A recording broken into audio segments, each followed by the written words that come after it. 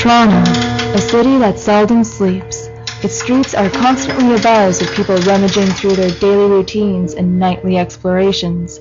But amongst its concrete pulp and metal bones are their spirits who roam. To guide us through these haunted corridors of Toronto is Richard Biens Clinton. That was in the 1850s. About 15 or 20 years later, in the 1860s, 1870s, the story really started, and there were still to have all these stories about seeing this students who came down here, and they started the ghost story of the campus.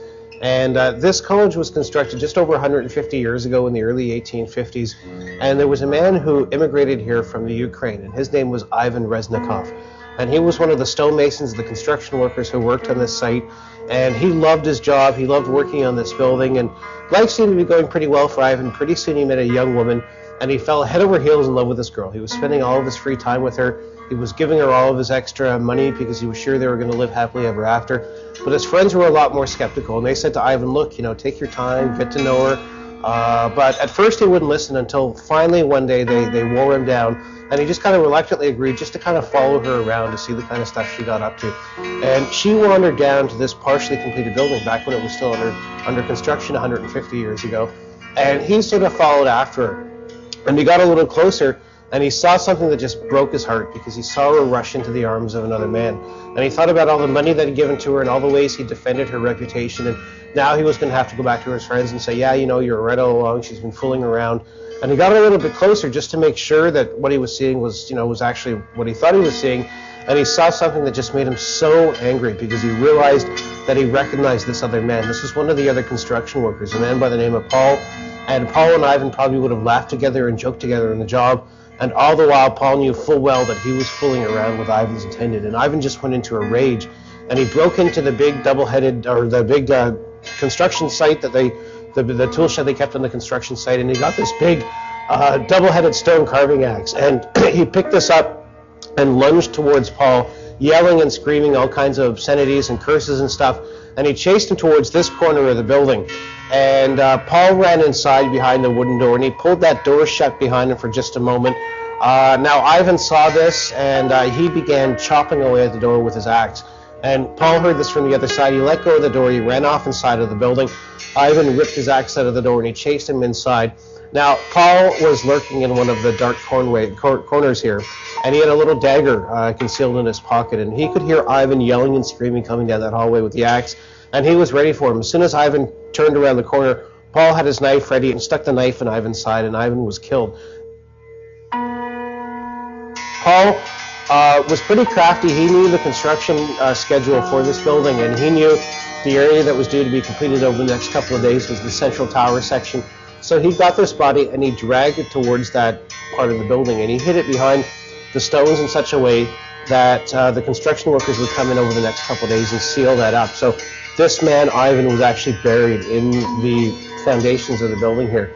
And a mysterious stranger coming along the campus, and they would strike up conversations with this man, and he would tell them the very same story about the murder and the love triangle and the betrayal and all this kind of thing, except he told it in the first person. When he got to the end of the story, he would say that he was Ivan Reznikov.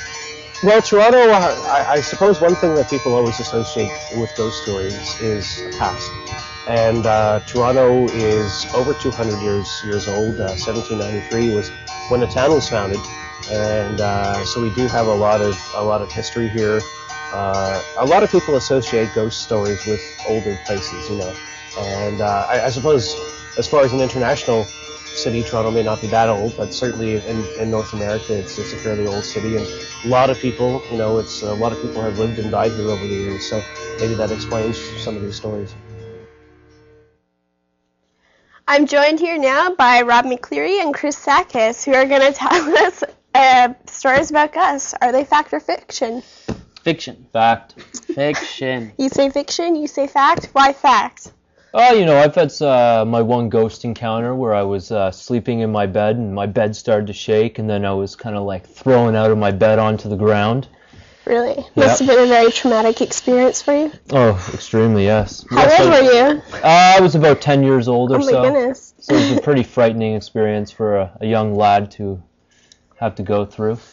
So why do you say they're fiction? Well, they're just fiction. You know, like all these people that have died, the thousands and millions of people that have died up to date. We're surrounded with ghosts. A little too much wacky tobacco, sure. Rob. Definitely ghosts out there, you know. Have you ever had any other ghost experiences? No, like that's that, about or- it. But, you know, everyone always gets those cold chills down their back and stuff. You know, that's your dead grandmother, you know, lurking around. Well, I don't know. I've never had a cold chill before, so maybe it's just you. Yeah, same. Tingle.